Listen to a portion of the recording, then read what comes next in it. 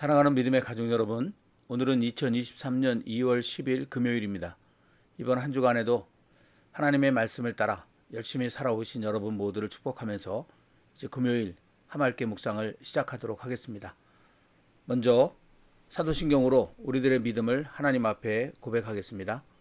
전능하사 천지를 만드신 하나님 아버지를 내가 믿사오며 그 외의 아들 우리 주 예수 그리스도를 믿사오니 이는 성령으로 잉태하사 동정녀 마리아에게 나시고 본디오 빌라도에게 고난을 받으사 십자가에 못 박혀 죽으시고 장사한 지 사흘 만에 죽은 자 가운데서 다시 살아나시며 하늘에 오르사 전능하신 하나님 우편에 앉아 계시다가 저리로서 산자와 죽은 자를 심판하러 오시리라. 성령을 믿사오며 거룩한 공예와 성도가 서로 교통하는 것과 죄를 사하여 주시는 것과 몸이 다시 사는 것과 영원히 사는 것을 믿사옵나이다. 아멘. 찬송가 543장 어려운 일 당할 때 함께 찬송하겠습니다. 어려운 일 당할 때 나의 믿음 적으나 의지하는 내 주를 더욱 의지합니다. 세월 지나갈수록 의지할 것뿐일세. 무슨 일을 당해도 예수 의지합니다. 성령께서 내 마음 밝히 비춰주시니 인도하심 따라서 주만 의지합니다. 세월 지나갈수록 의지할 것뿐일세. 무슨 일을 당해도 예수 의지합니다. 밝을 때의 노래와 어둘 때의 기도로 위태할 때 도움을 주께 간구합니다. 세월 지나갈수록 의지할 것뿐일세. 무슨 일을 당해도 예수 의지합니다. 생명이 있을 동안에 예수 의지합니다. 천국 올라가도록 의지할 것뿐일세. 세월 지나갈수록 의지할 것뿐일세. 무슨 일을 당해도 예수 의지합니다.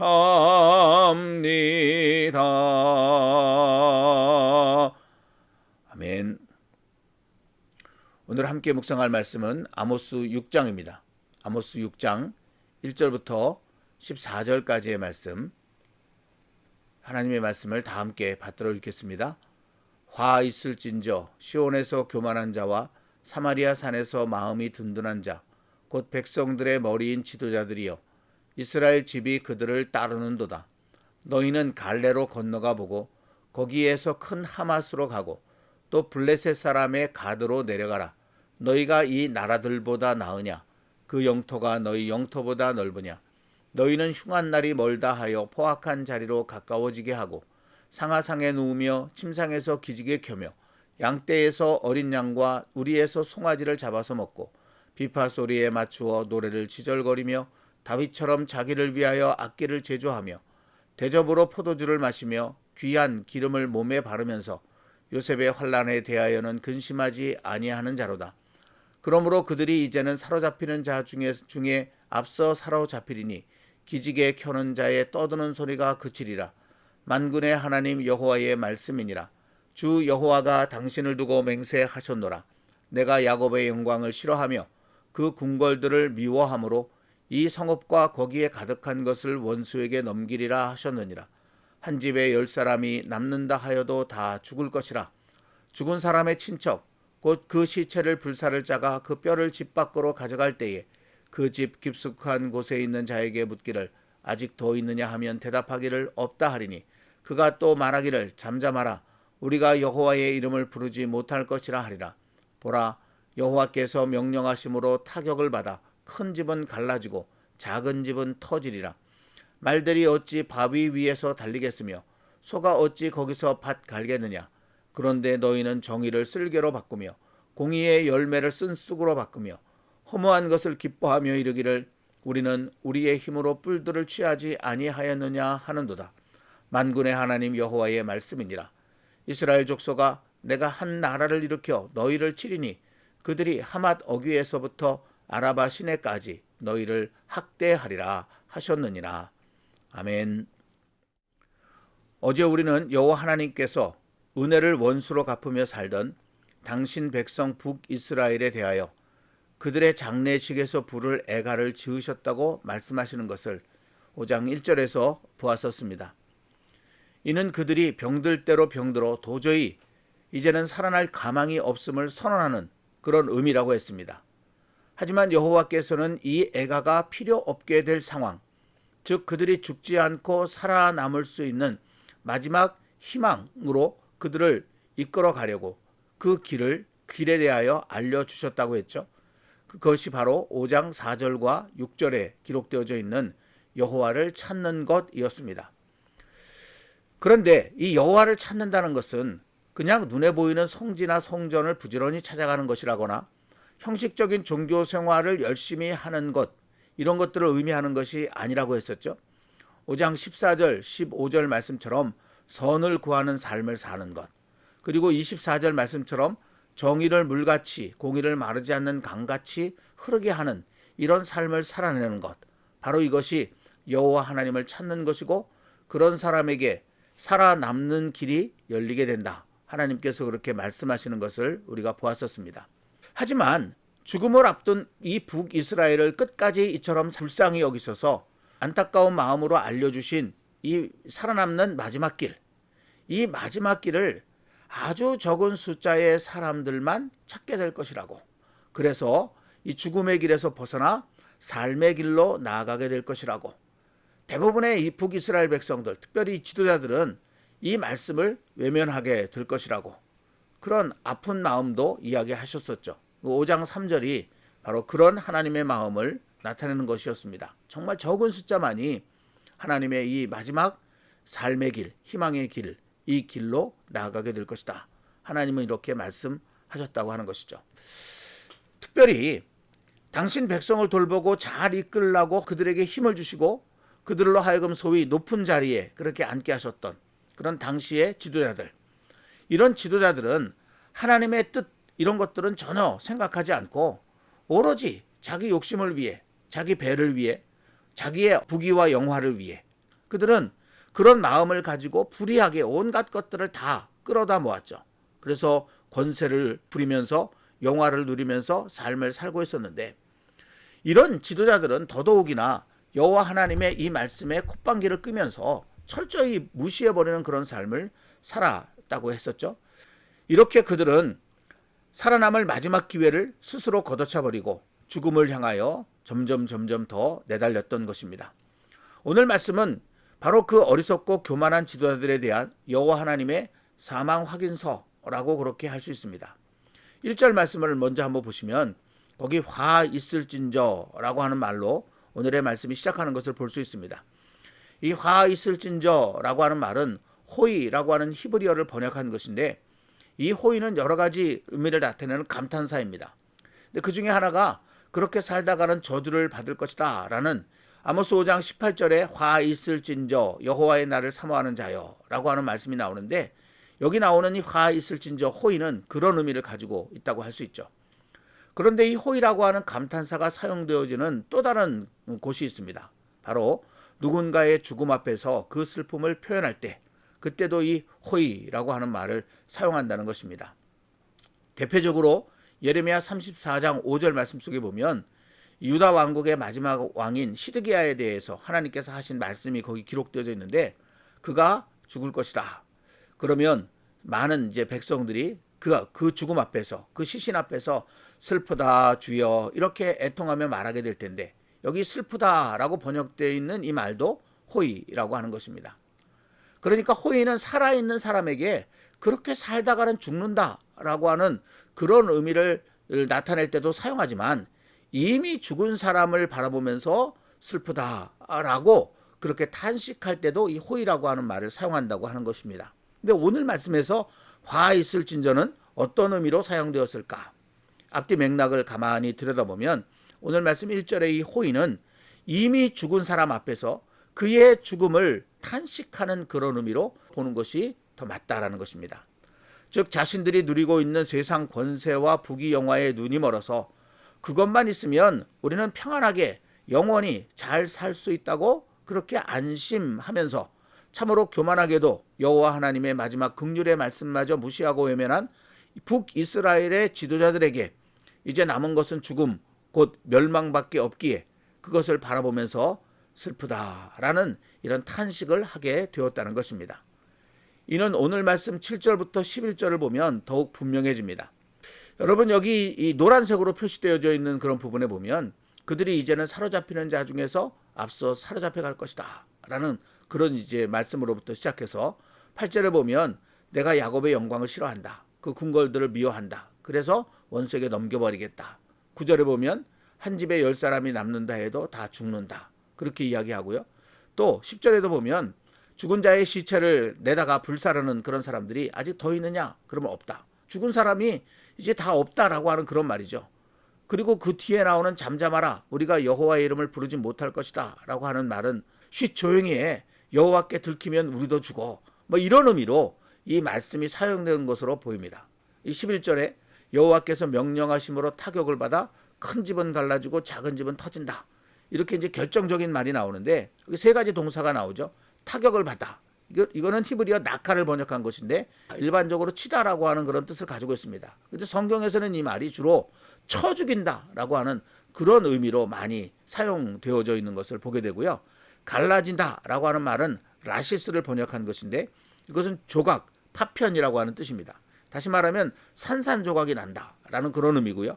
터지리라라고 하는 것은 베키아를 번역한 것인데 이것은 갈라졌다, 균열이 생겼다라고 하는 뜻입니다. 다시 말하면 갈기갈기 찢어지게 된다라고 하는 그런 의미거든요. 그러니까 이 타격을 받아 갈라지고 터지리라라고 하는 이 세 가지 동사 속에 그들이 처참한 그런 죽음을 맞이하게 된다라고 하는 그런 의미가 여기 이렇게 담겨져 있는 것이죠. 결국 오늘 말씀 속에 대상이 되고 있는 그 당시에 북이스라엘의 지도자들, 그런 지도자들과 그리고 그들에게 빌붙어서 뭔가 세상적인 고물이라도 조금 얻어먹으려고 하던 그런 사람들, 그런 사람들은 모두 다 필연적으로 죽음, 곧 완전한 멸망을 맞이하게 되었다라고 하는 사실을 보여주는 그런 말이 이 7절부터 12절까지 말씀이고, 그래서 이런 그들의 죽음 앞에서 지금 슬프다라고 하는 이 탄식을 하게 되었다라는 것입니다.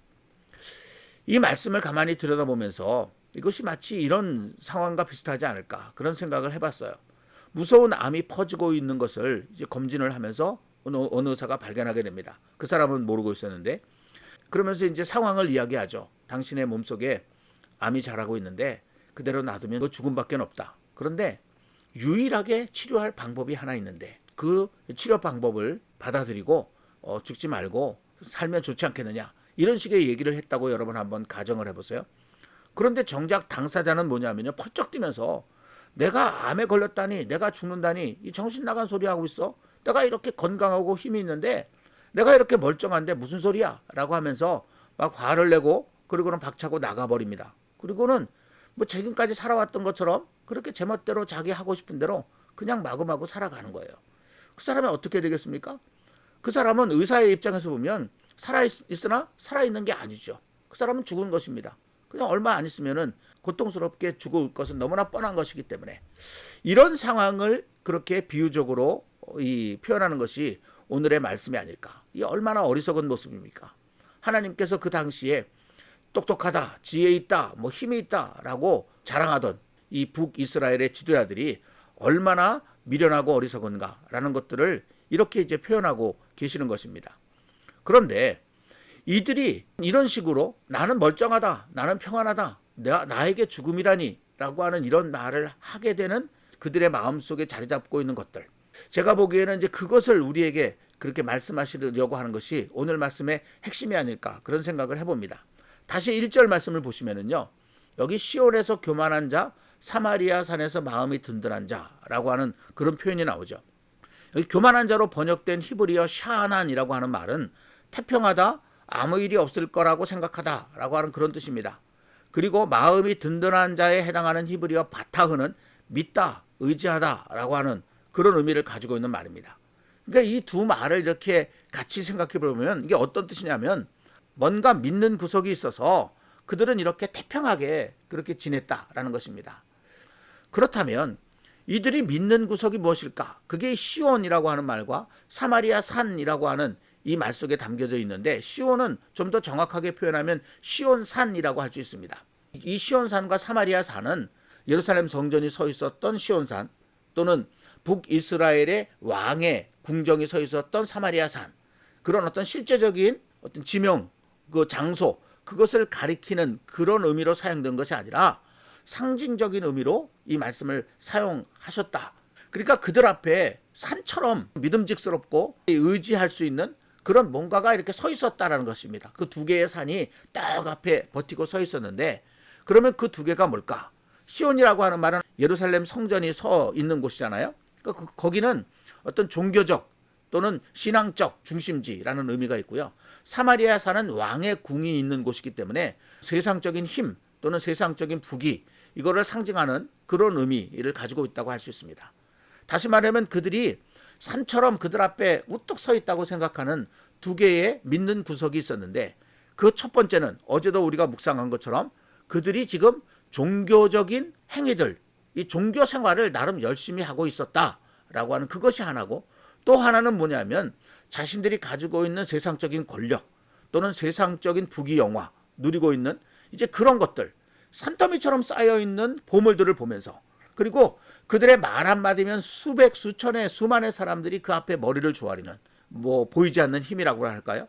그런 것들이 그들에게 있음을 보면서 이게 있는데 우리가 죽다니 우리에게 무슨 일이 닥칠 것인가 라고 하는 이런 식의 생각을 그들이 하면서 살고 있었다라고 하는 것입니다. 이게 이들의 믿는 구석이었다라는 것이죠. 근데 하나님께서 이런 그들의 생각이 얼마나 어리석은가라는 것들을 말하기 시작하시는데, 2절에 보면 너희는 갈레로 건너가 보고 거기에서 크나마스로 가고 또 블레셋 사람의 가드로 내려가라, 그리고 거기를 한번 봐라 라고 하나님이 말씀하십니다. 뭐 큰 하맛이라고 하는 장소는 뒷부분에도 또 나오는데, 이거는 그 북이스라엘의 북쪽 끝에 있는 성읍을 이야기하는 것이거든요. 그러니까 잘 알죠. 블레셋 사람의 가드도 잘 알아요. 근데 이 갈레라고 하는 곳은 사실은 어떤 곳인지 정확하게 알 수가 없는 그런 이제 곳입니다. 그런데 이 장소를 가리키는 성경 구절이 하나 있어요.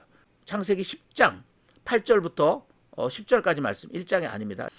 여기 보면 10절에 갈레에서 시작되었다라고 하는 그런 말이 나오죠. 이 갈레라고 하는 것이 어떤 장소라고 여기 설명이 되어져 있냐면, 니므롯이라고 하는 사람과 관련시켜서 갈레라고 하는 말이 나옵니다. 그러면 이 니므롯은 또 어떤 사람인가?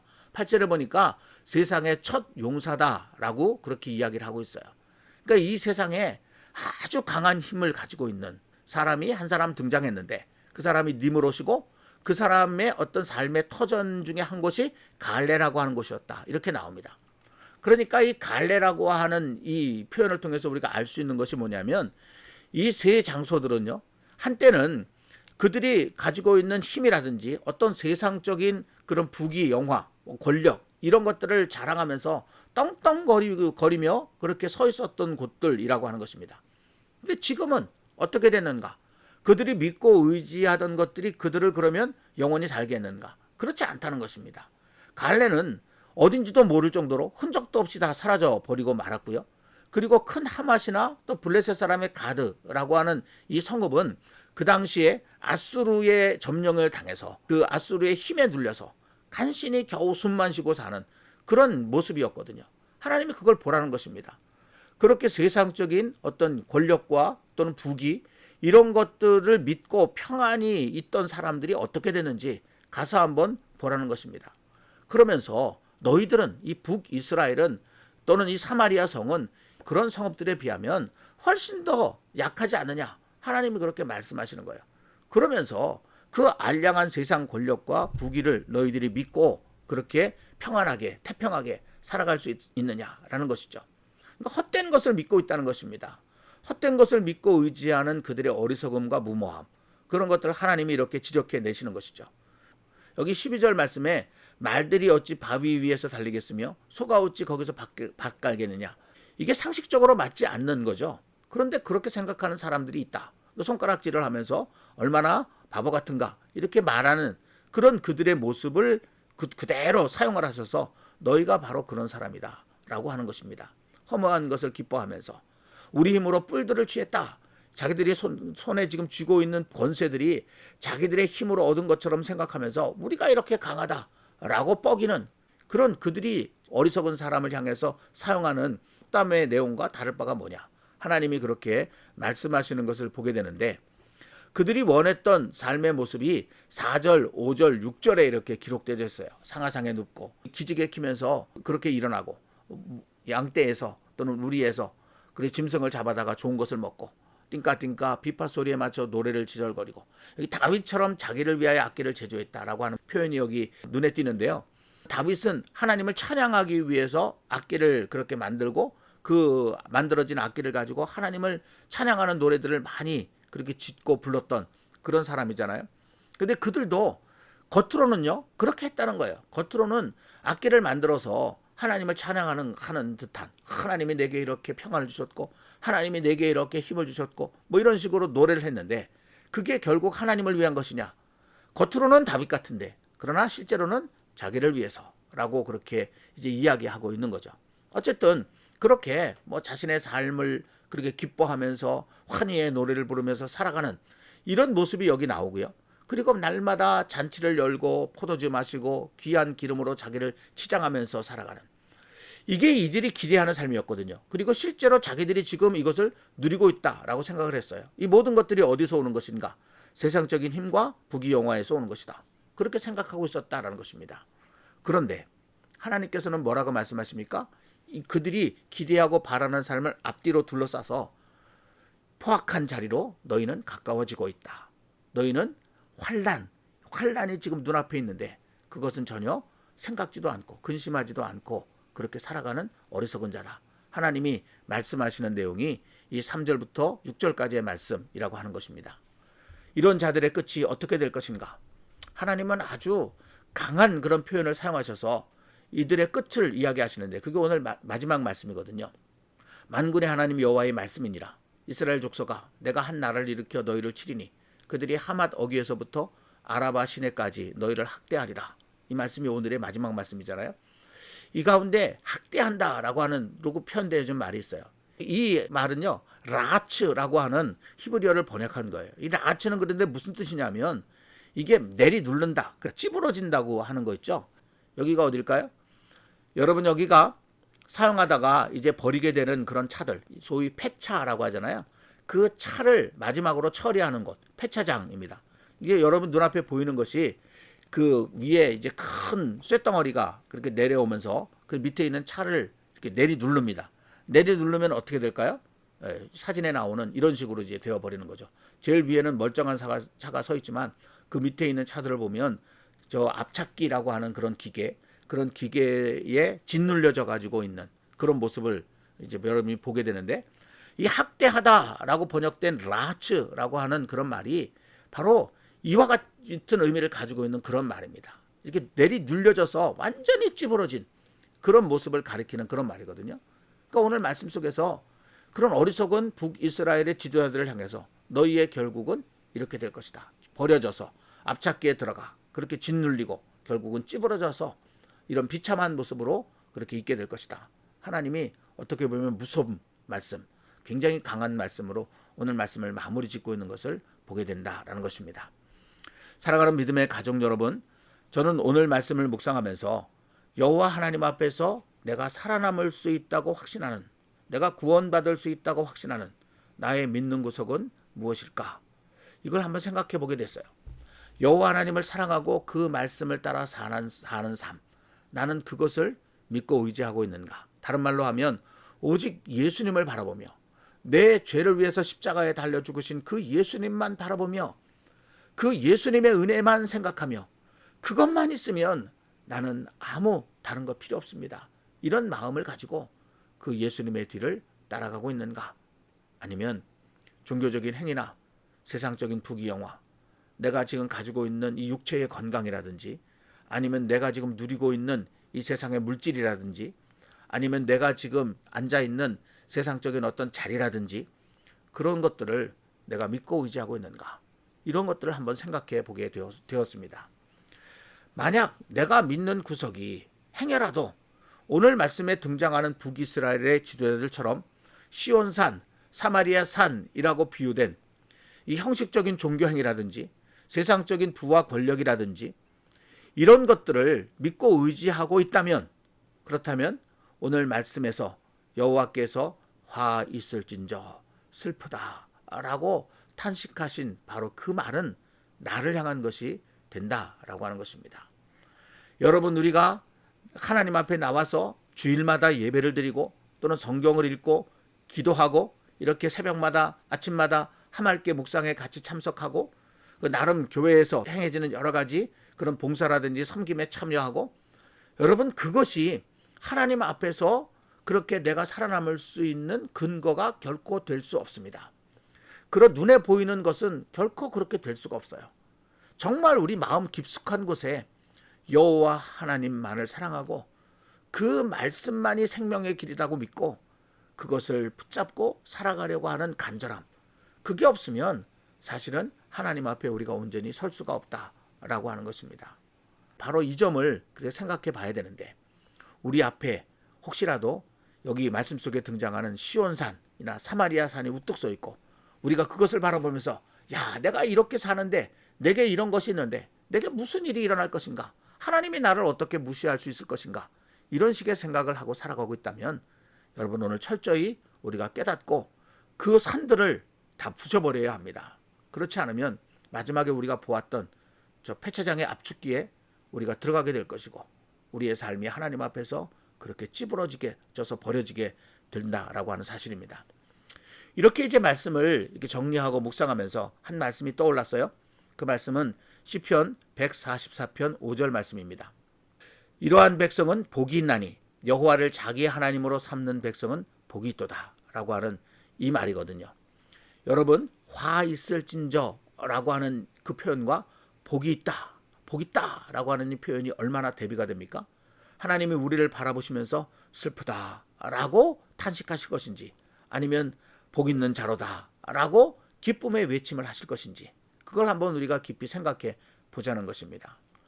화 있는 사람, 슬픔의 대상이 되는 사람은 시온산을 믿고 의지하는 사람, 사마리아산을 믿고 의지하는 사람입니다. 그러나 여호와를 자기 하나님으로 삼는 백성, 여호와를 자기 하나님으로 온전히 믿고 섬기는 그런 사람은 복이 있는 그런 사람이 된다라고 하는 것이죠.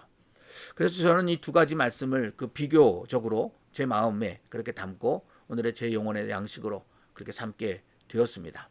그리고 이 말씀을 늘 생각하면서 나의 믿는 구석이 잘못된 것을 향하지 않도록, 헛된 것을 그렇게 믿고 의지하는 그런 삶이 되어지지 않도록 오직 진정으로 나를 살게 할, 나에게 참된 평안을 허락해 주실 여호와 하나님 그분만 바라보며 그분 한 분만으로 만족하고 그분의 말씀을 따라 사는 삶을 목숨처럼 여기면서 살아가는 그런 삶을 살아내야 되겠다라고 하는 마음의 다짐을 새롭게 하게 되었습니다. 바라기는 우리 사랑하는 아들이다 하는 장로교회 모든 믿음의 가족들도 오늘의 말씀 앞에서 각자의 믿는 구석을 다시 한번 깊이 되돌아볼 수 있기를 소망합니다. 그리하여 여호와 하나님께서 호이 슬프다라고 탄식하는 저주의 인생이 아니라 복이 있도다 라며 기뻐하시는 축복의 인생의 길을 그렇게 살아갈 수 있게 되기를 우리 주님의 이름으로 간절히 기원합니다.